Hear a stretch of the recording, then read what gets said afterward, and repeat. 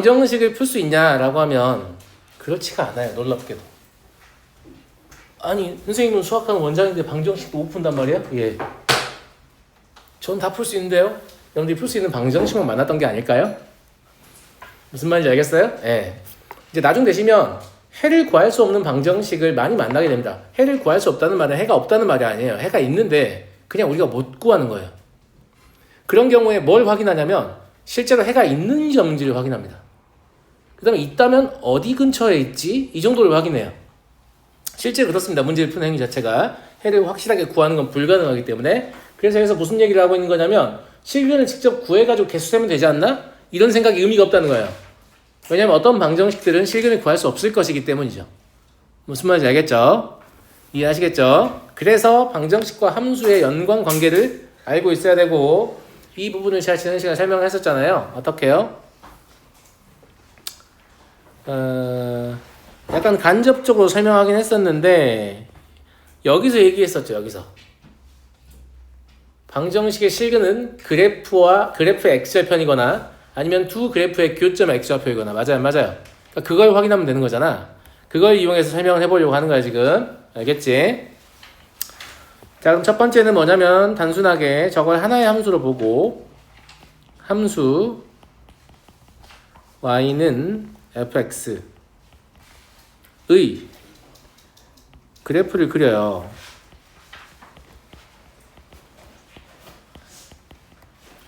그 다음에 x축과의 교점의 개수를 세죠.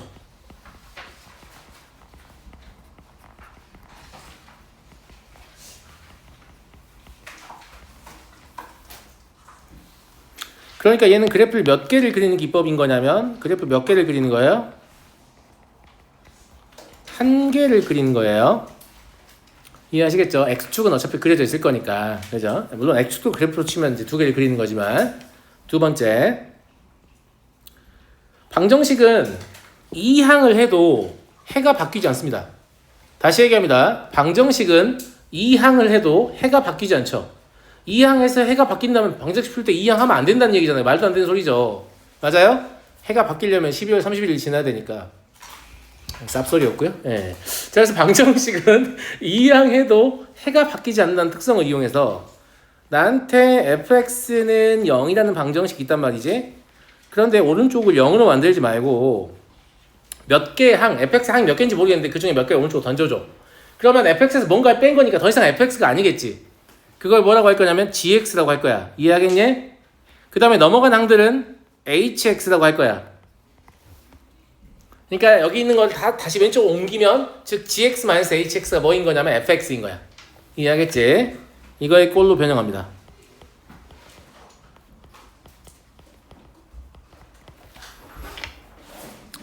단 이때 fx는 gx-hx가 되는 거예요. 선생님 어떤 항을 옮겨야 되는 거예요? 그런 건 정해져 있지 않아요. 여러분들이 그래프를 그리기 유리한 항을 옮기시면 돼요. 문제 풀 때 제가 보여드릴 거예요. 무슨 말인지 알겠죠?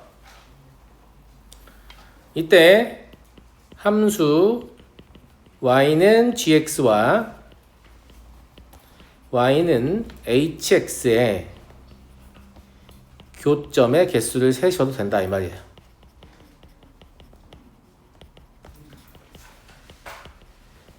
이 경우에는 그래프가 몇 개가 되겠습니까? 그래프가 두 개가 되겠죠. 이렇게 설명을 하면 보통 학생들은 그래프를 하나 그리는 게 무조건 쉬울 거니까 나는 하나만 그려야지 두 개 안 그려야지 이렇게 생각하거든요. 근데 그렇지가 않다는 걸 제가 예제를 통해서 보여드릴 겁니다. 자, 밑에 문제로 가볼게요. 다 적었죠? 네. 자, 이 방정식의 실근의 개수를 세보래. A가 뭔지 몰라. 그러면 이 방정식의 실근의 개수는 A에 따라 변하겠지. 맞아요. 맞죠? 잘 생각해봐. 오른쪽이 0인 게 그렇게 좋다면 여러분들 뭘 그려야 되는 거냐면 이거 쓰지 마세요. 이렇게 할 거 아니니까 이렇게 만들어야 될 거 아니에요. 그럼 여러분은 얘를 fx라고 한다면 얘의 그래프를 그리려고 해야 돼요. 복잡해 보이지? 복잡해 보이잖아. 복잡해 보이지 않아? 복잡해 보여, 그지? 그래서 난 저렇게 안 할 거다. 그래프를 두 개를 이용해야지라고 마음 먹었어요. 그러면 왼쪽에 있는 거 중에 일부를 오른쪽으로 넘긴다고 내가 그랬잖아. 누굴 넘길까? 1만 넘겨줘도 훨씬 편해요. 1만 넘겨줘도 1이 확 줄어. 1이라서 그런가? 아무튼 1만 넘겨줘도 1이 확 줄어. 잘 봐요. 1을 우변으로 넘겨도 방정식의 해는 바뀌지 않기 때문에 a 더하기 1 이렇게 되는 거잖아. 제 말 맞아요? 안 맞아요? 맞죠? 그럼 여러분들은 뭘 그려야 되는 거냐면 y는 절대값 x의 제곱 마이너스 1 그려야 되고, 두 번째로는 y는 a 더하기 1 그려야 되는데 a 더하기 1은 x를 가지고 있지 않기 때문에 얘는 x축과 평행한 직선의 형태예요. a 값에 따라서 이동하는 거죠. 이런 함수를 상수함수라고 해요. 무슨 함수요? 상수함수. 그러면 절대값 기호를 가지고 있는 쟤는 어떻게 그릴 것이냐? 절대값 기호를 포함한 방정식, 부등식, 함수를 다루는 일반적 해법은 무엇이냐면 절대값 안이 0이 되는 변수의 값을 기준으로 구간을 나누는 거예요. 제 말 들으셨어요? 절대값 기호를 포함한 방정식, 부등식, 함수를 다루는 일반적 해법은 절대값 안이 0이 되게 하는 변수의 값을 기준으로 구간을 나누는 거예요. 일반적 해법이라는 말은 못 푸는 문제가 있다는 얘기 없다는 얘기예요. 없다는 말입니다. 모든 문제를 풀 수 있어요. 이거 말 수 있으면. 단 일반적 해법은 좀 느려요. 좀 더 빨리 푸는 해법들이 만들어져 있어. 근데 그런 거 나중에 배우고, 왜냐면 일반적 해법은 모든 문제를 풀 수 있는 거니까 이거 먼저 배우는 게 맞다. 쌤 말 무슨 말인지 알겠어요? 그래서 내가 얘 그래프를 그려보려고 해요. 그래서 얘를 좀 자세히 볼게요. 얘를 어떻게 할 거냐? 절대값 안이 언제 0이 되지 친구들? x가 얼마일 때랑 얼마일 때? 그렇지. 마이너스 1일 때랑 1일 때. 그럼 걔들이 기준이 된다고 했지. 그럼 기준점이 두 개가 생겼어요. 실수 전체에서 점 두 개를 찍어요. 그러면 구역은 몇 개가 생기는 거예요? 세 개가 생기는 거예요. 그러니까 여러분들은 뭘 해야 되냐면 x가 마이너스 1보다 작을 때, 그 다음에 x가 마이너스 1과 1 사이일 때, 그리고 x가 1보다 클 때 총 3개의 구간을 생각하셔야 한다 이 말이에요. 쌤 말 무슨 말인지 알겠어? 자, 잘 봐. 처음에는 애들이 잘 못하니까 이렇게 설명한다고. x가 마이너스 1보다 작다고 해봐. 그럼 마이너스 1보다 작으면 마이너스 2 이런 거 생각할 수 있잖아. 그럼 마이너스 2라고 해봐. 집어넣어봐. 얼마야? 3 나오지? 맞잖아. 마이너스 1을 집어넣으면 저 안에가 3이 될 거 아니야. 이해하겠어? 연교 듣고 있어? 3은 절대값 씌워도 그냥 3이지. 무슨 말이냐면 마이너스 1보다 작은 걸 집어넣으면 어차피 저 절대값 안이 0보다 클 거기 때문에 절대값 기호를 그냥 무시하면 된다 이런 뜻입니다. 이해하겠어요? 그럼 식을 뭐라고 써야 돼요? 그냥 무시해서 x의 제곱 마이너스 1이라고 씁니다. 언제요? x가 마이너스 1보다 작을 때. 여기까지 이해하겠어? 자, 두 번째 마이너스 1과 1 사이다. 그럼 0 같은 거 넣어봐. 얼마 돼요? 절대값 안이 음수가 되지. 절대값 안이 음수가 되면 부호를 바꿔서 밖으로 꺼내야 되잖아요. 즉 당신이 마이너스 1과 1 사이 값을 집어넣는다면 저 안의 값은 음수가 될 거기 때문에 부호를 바꿔 써야 된다. 그러면 마이너스 x의 제곱 더하기 1이라고 이렇게 부호를 바꿔 써야겠지. 언제요? 마이너스 1보다 크거나 같고 1보다 작을 때요. 자, 세 번째 볼게요. 세 번째는 x가 이제 1보다 큰 거잖아요. 1보다 큰 수를 넣어보면 마찬가지로 절대값 안에 부호는 양수입니다. 그럼 부호가 양수로 나올 거기 때문에 그냥 그대로 쓰면 되죠. 절대값 기호를 무시하고 x가 1보다 크거나 같을 때. 이게 뭐냐면 절대값 기호를 포함한 함수를 다루는 일반적 해법이에요. 절대값 안이 0이 되는 값을 기준으로 구간을 나눈다. 자, 뭐가 궁금하냐면 학생들 뭐가 궁금하냐면 선생님 등호 여기 있으면 안 돼요? 여기요? 될까 안 될까? 돼요. 선생님 등호 여기 있으면 안 돼요? 돼요. 그럼 선생님 여기도 등호 놓고 여기도 등호 놓고 여기도 등호 놓고 여기다 등호 놓으면 안 돼요? 다 되는데 통상적으로 이렇게 쓰지 않는다. 그냥 이렇게 구간을 나누는 대부분의 수학을 조금 하는 사람들은 다 어떻게 하냐면 첫 번째 등호 없이, 두 번째 구간에 왼쪽은 등호 있고 오른쪽은 등호 없게, 세 번째 구간에 등호 붙여서 이런 규칙에 의해 씁니다. 그리고 다 쓰면 중복 표현이니까 딱히 좋지도 않고. 무슨 말인지 알겠죠? 그래서 아마 여러분들이 뭔가를 채점하려고 보면 서술형 답안이 다 이런 식으로 써 있을 거기 때문에 여러분도 이 규칙에 맞춰서 답을 쓰시는 게 채점하기에 편리하겠죠. 항상 얘기하지만 수학도 일종의 언어라서 남들이 쭉 쓰고 있던 방법이 있단 말이에요. 거기에 맞춰주는 게 좋습니다. 혼자 튀어보겠다고 이상한 짓 하지 마시고 아시겠죠? 맞춰주시면 돼요. 난 좀 특별하니까 이제부터 아빠랑 엄마를 반대로 불러야지. 뭐 이렇게 하면 본인만 불편해요. 무슨 말인지 알겠지? 친구 엄마 옆에서 했는데 너네 아버님이셔? 뭐 이렇게 해야 될 거 아니야 본인 혼자. 이 새끼 뭐지 도라인가? 막 이럴 거 아니냐고. 그러니까 웬만하면 남들이 쓰는 거에 맞춰주는 게 좋다. 여러분은 무시하자는 게 아니고 무슨 말인지 알겠어요? 예. 그러하다라는 거고. 그 다음에 두 번째로는 사실 잘 생각해봐. 너네 이 그래프 안 떠올라 머릿속에서? 떠오르잖아.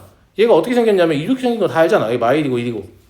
그럼 이쪽은 부호가 뭐겠어? y의 부호가 양수겠지. 절대값 씌우면 변화가 있겠어 없겠어? 없겠지. 여기도 부호 변화가 없겠지. 그래서 변화가 없잖아. 근데 여기는 음수잖아. 절대값 씌우면 이렇게 바뀌어버리지 않겠냐? 느낌이 딱 오죠. 왜냐면 절대값 씌운다는 얘기는 뭐냐면 방향만 반대로 바꾸는 그런 개념이니까. 그래서 이제 이거 나중에 빨리 그리는 게 전체 절대값 있으면 그냥 안에 있는 걸 그린 다음에 x축 아랫부분 접어 올린다 이렇게 배우거든요. 배우는데 그 나중에 배워도 돼요. 나중에 배워도 되니까 그런 거 몰라도 일단 할 수 있다. 우리한테 뭐가 있으니까? 일반적 해법이 있으니까. 자꾸 나오면 이제 저도 귀찮으니까 이제 설명을 그때는 드릴 건데 일단 이렇게 할게요. 알겠죠? 자, 그러면 이제 얘를 그려보면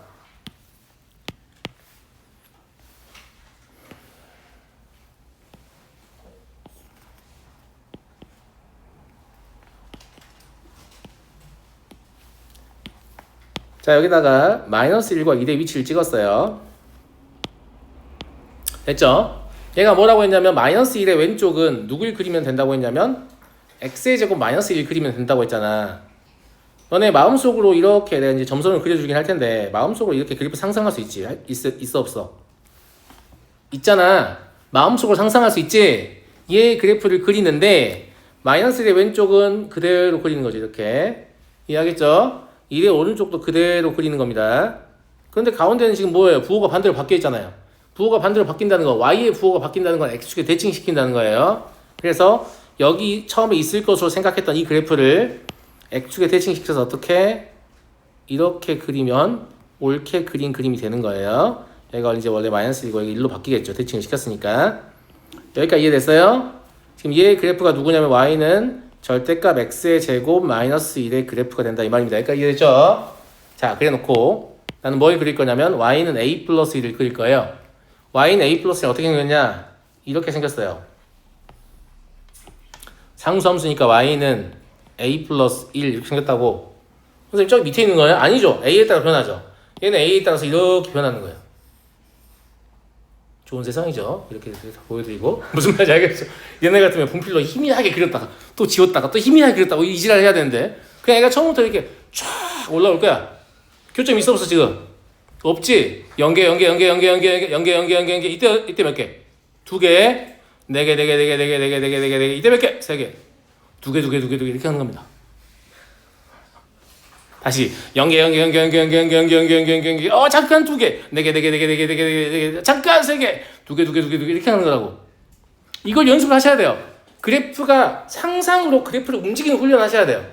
나중에 미적분 1, 미적분 2 다 물어보는 거의 핵심이 뭐냐면 곡선의 형태를 이렇게 움직일 수 있냐 이런 거 물어봅니다. 그냥 아주 단순한 얘기부터 시작하는 거야. 뭔 말인지 이해되겠니? 그러하다. 그래서 아무데나 던져놓을게. 아무데나 던져도 우린 답을 쓸 수 있어요.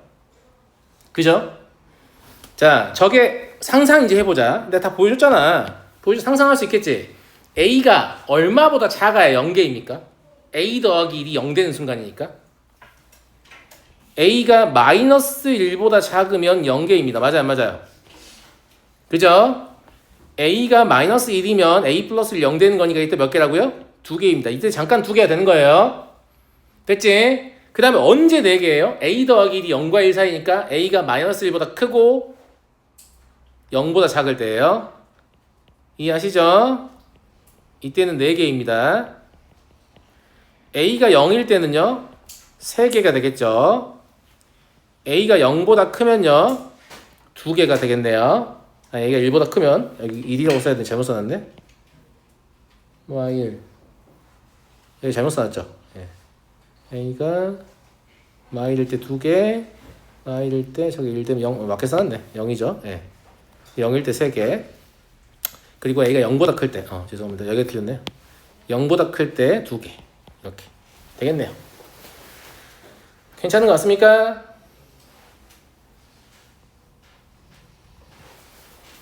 괜찮은 것 같아요, 친구들?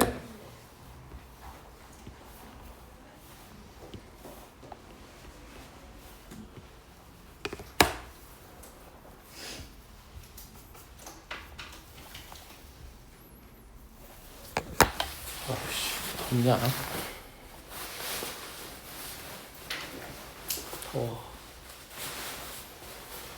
그래서 점점 더 복잡도 높은 그래프를 그리게 할 거고 점점 더 복잡도 높은 그래프를 움직이게 할 겁니다.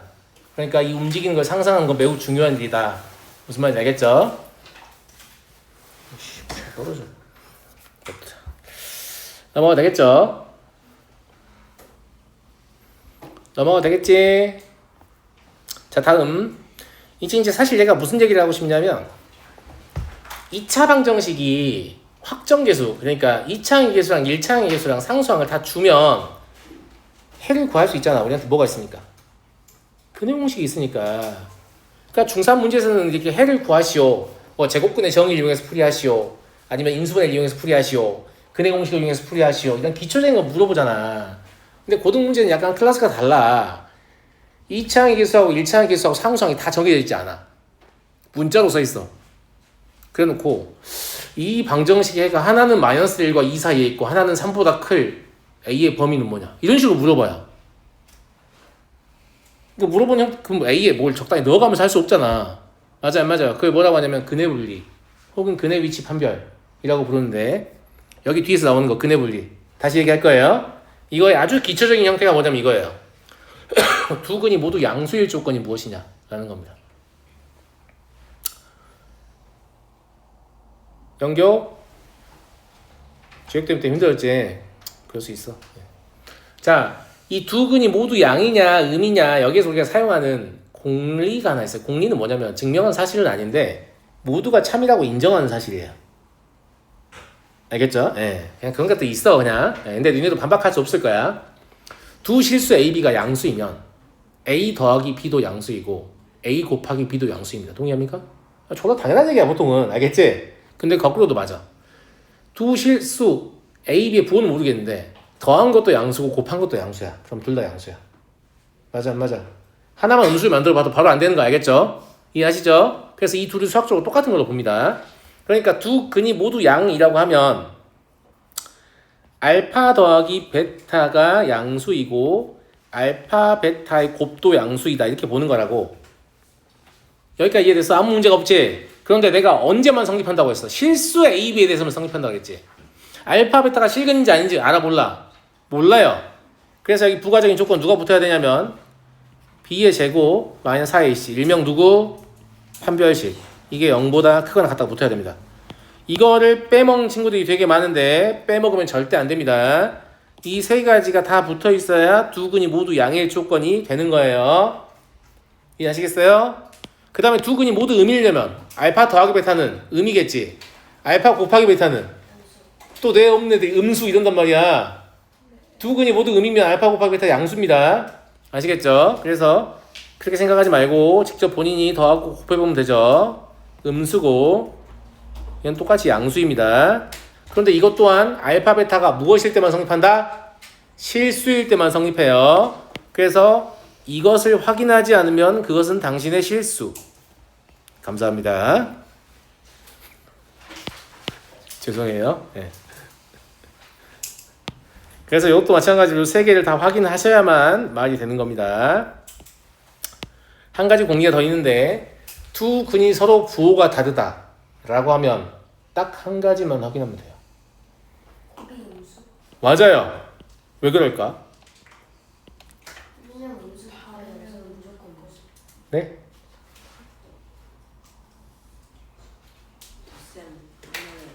두 가지로 설명할게요. 첫 번째 일단 두 근이 모두 음이라고, 그러니까 두 근이 서로 부호가 다르다고 했어요. 그러면 두 수가 모두 0과의 대소를 비교한 상태인 거죠. 하나 양이고 하나 음이란 말은 하나 0보다 크고 하나 0보다 작다는 얘기 아니야? 0과의 대소를 비교할 수 있는 수 무슨 수예요? 실수입니다. 이미 실근이에요. 이 부호라는 말을 한 순간 이미 실근이다.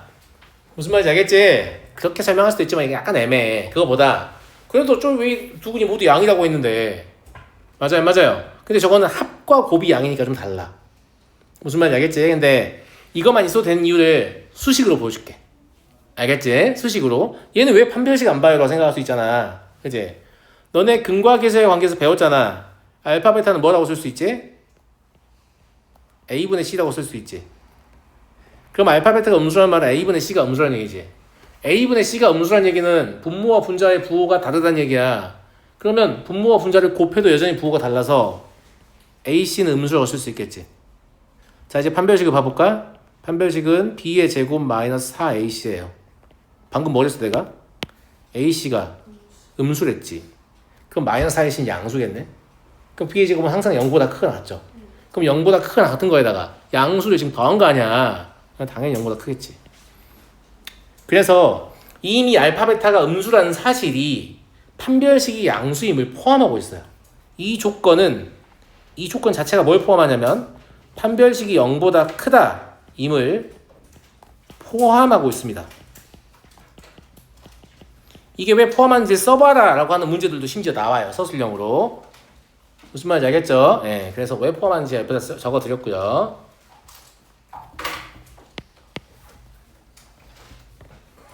자, 이게 아주 기초적인 근해분리 문제라고 볼 수 있어요. 왜냐면 하나는 둘 다 0보다 우측에 있다. 둘 다 0보다 좌측에 있다. 하나는 0보다 우측에 있고 하나는 0보다 좌측에 있다. 뭐 이런 거 얘기하는 거잖아. 무슨 말 이해하겠니? 이해하겠어? 예. 그런데 이런 것들을 외워서 이렇게 문제를 풀 수 있는 거는 매우 제한적이겠지. 왜냐면 근해 위치를 막 마음대로 뿌려버리면 그 상황을 묘사하는 게 점점 어려워질 거란 말이지. 무슨 말인지 알겠어요? 자, 다음 문제로 가볼게요. 이게 여러분들 아주 괴롭힐 소재인데요.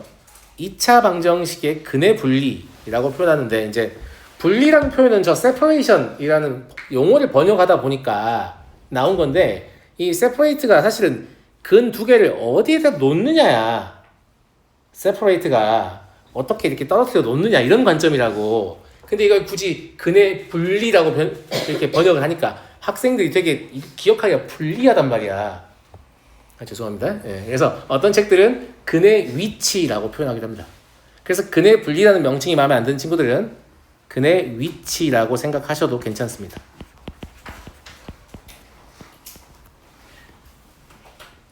이해하시겠어요? 자, 기본적으로 근해 분리 문제는 이제 저는 근해 분리가 입에 붙어가지고 근해 분리라고 할 건데, 죄송해요, 불리하게 해서. 아무튼 근해 분리라고 할 건데, 근해 분리 문제는 방정식이 반드시 뭘 가지고 있냐면 미정계수를 가지고 있어요. 뭘 가지고 있다고요? 미정계수. 방정식이 확정계수이면 근해 공식으로 근이 나오는데 문제가 성립할 수가 없잖아. 무조건 미정계수를 가지고 있어요. 보세요. 근해 분리 문제 뭐 가지고 있어요? 미정계수 K 가지고 있죠. 근을 구할 수 있어요? 없어요? 없습니다. 아시겠죠? 항상 이런 식이다 이 말입니다. 알겠죠? 아, 그래서 어차피 근을 못 구하는구나 이렇게 보시면 돼요. 알겠죠? 아, 근을 못 구한다. 그래서 근해 분리 문제 어떤 형태로 나오냐? 미정계수를 포함한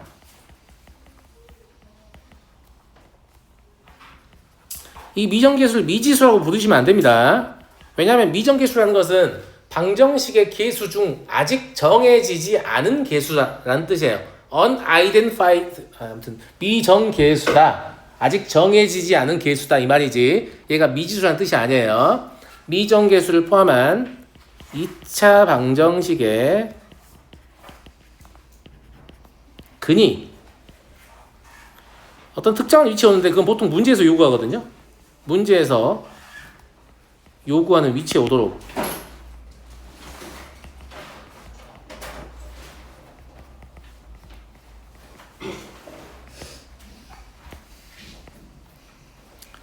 미정계수의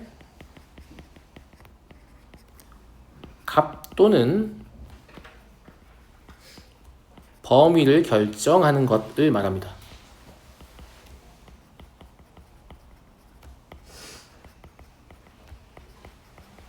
그러니까 근해 분리가 뭔지 설명해 보라고 하면 이제 설명 자체가 힘듭니다.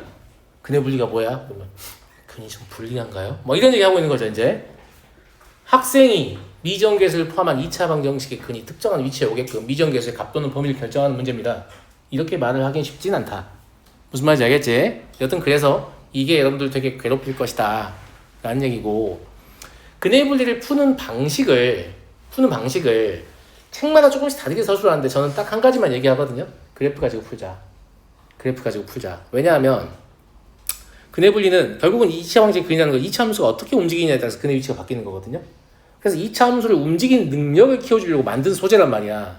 근데 학생들이 2차 함수의 그래프를 움직이는 걸 힘들어하니까 선생님들이 도와주겠답시고 이렇게만 하면 무조건 답이 나와. 이런 비법들이 있어. 뭐 한판 대결이 뭐 이런 게 있어. 알겠지? 네, 그런 거 알 필요 없어. 알 필요 없고 그래프를 움직이는 능력 무조건 키워야 돼. 왜냐면 나중에 미적분을 가잖아요. 그럼 3차 방정식의 근해 분리가 나와요. 그럼 그때 야 이렇게 하면 그래프 안 써도 돼 이렇게 알려주는 사람 다 몰라가요. 나 이제 모르겠다. 혹은 4차 방정식의 근해 분리가 나와요. 혹은 사인 함수다 코사인 함수, 지수 함수다 로그 함수 아니면 그것들을 합성해 놓은 아주 복잡한 형태의 함수를 움직이면서 근해 위치를 물어볼 수도 있겠죠. 그러니까 결과적으로 그래프를 움직이는 능력 여러분들 이차 함수 매우 친숙하잖아요. 매우 친숙한 이 이차 함수를 움직이는 능력을 지금 확보를 못하면 가면 갈수록 힘들지 절대 쉬워지지 않는다. 이 말씀을 좀 드리고요. 알겠죠? 그래서 제가 근해 분리를 어떻게 푸느냐라고 물어보면 그래프에 고정 조건을 찾으시면 돼요.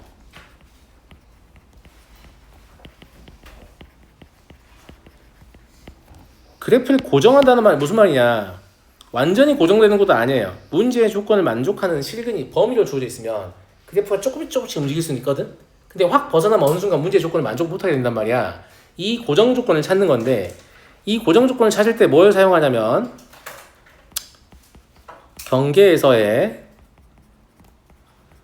y의 부호 이걸 이제 함수값이라고 하는 거죠. 그 다음에 대칭축의 위치 혹은 판별식 같은 것들을 이용해요. 같은 것들을 이용한다고 했지 이걸 맨날 쓴다는 얘기가 아니야. 결론부터 얘기해주면 그래프 없이 이 문제를 푸는 방법을 알려주는 쌤들은 이걸 매번 하라고 해. 경계에서 y의 부호도 항상 구하고 판별식도 항상 구하고 대칭축의 위치도 항상 확인한 다음에 그걸 다 합치면 답이야 이렇게 말을 하는 거야. 근데 나는 뭐라고 가르치냐면 이 중에 하나만 써서 답을 낼 수 있으면 하나만 써야 된다. 두 개를 쓴 놈은 이차 함수의 그래프를 잘 움직일지 모르니까 두 개를 쓰게 된 거다. 무슨 말인지 알겠어요? 그래서 항상 최소 조건만으로 답을 내려고 하셔야 됩니다. 내가 불필요하게 뭔가 하나 더 썼다. 그러면 내가 그래프의 움직임 예상하지 못한 거잖아요. 그러면 답을 맞췄더라도 자기 반성의 시간 가져. 오, 쓸데없는 거 내가 확인했네. 다음부터 이거 확인 안 하고 답을 내야겠다. 무슨 말 이해하시겠어요? 이해하시겠어요? 한 문제만 딱 풀어볼게요. 이게 무슨 말인지 뒤에 가면 좀 더 어려운 문제가 있으니까 알겠죠? 써놨잖아요. 제발 좀 외우지 마라. 유형 외우지 마라. 그래프를 이동시키면서 조건 찾는 연습을 좀 해야 된다. 이런 얘기고요. 자, 두 근 중 하나를 알파라고 했을 때 항상 그래프 가지고 문제를 푼다고 했지. 그치? 그래프를 가지고 문제를 푸는데 이 그래프에 대해서 알 수 있는 정보가 없냐? 미정계수가 상수항에 밖에 없잖아. 그럼 2차항 계수를 알지. 2차항 계수를 알면 뭘 알아요? 아래로 볼록인지 위로 볼록인지 알아요. 그 다음에 1차항 계수를 알지. 1차항 계수까지 알면 뭘 알아요? 대칭축의 위치를 알아요. 그러니까 나는 적어도 얘가 이렇게 아래로 볼록인 형태의 그래프이고 그 다음에 대칭축이 x는 1인 것까지는 알겠다. 다 동의하겠어요? 그죠? 그 다음에 두 근 중에 하나를 알파라고 했는데 그럼 두 근을 간다는 얘기니까 아 x축이 이렇게 있다는 말이구나. 여기까지도 알겠어. 괜찮은 것 같아요? 무슨 말인지 알겠지? 그런데 두 근 중에 하나가 마이너스 1과 0 사이에 있대. 야 여기에 있는 근이 마이너스 1과 0 사이에 있을 수 있냐? 마이너스 1이 1보다 오른쪽에 있단 말이잖아. 말이 안 되잖아. 그러니까 얘가 말하는 알파는 아 왼쪽에 있는 너구나 라는 거 아는 거야. 무슨 말인지 알겠지? 그러면 마이너스 1은 반드시 어디 있어야 되냐면 여기 있어야 되는 거지. 0은 어디 있어야 돼? 여기 있어야 되는 거야. 이해가 빡되지? 이해가 되잖아. 자 이때 내 말 잘 들어. 그래프가 요 사이에서 살짝 움직여. 문제 조건을 만족해 만족하지 않아요? 만족하죠? 그런데 여기까지 벗어나면 만족하지 않지. 이렇게 내려가서 여기서 이렇게 벗어나도 만족하지 않겠지. 그러니까 살짝 움직이는 건 괜찮은데 확 움직이는 건 안 돼. 그럼 요 안에서만 왔다 갔다 할 수 있게 만드는 조건이 뭐지? 이렇게 생각하는 거예요. 그걸 누굴 가지고 찾는 거냐면 이 마이너스 1을 넣었을 때는 반드시 함수값이 어찌해야 된다? 0보다 크거나 같다. 0을 넣었을 때는 반드시 함수값이 어찌해야 된다? 0보다 작다. 이거 가지고 푸는 거란 말이야.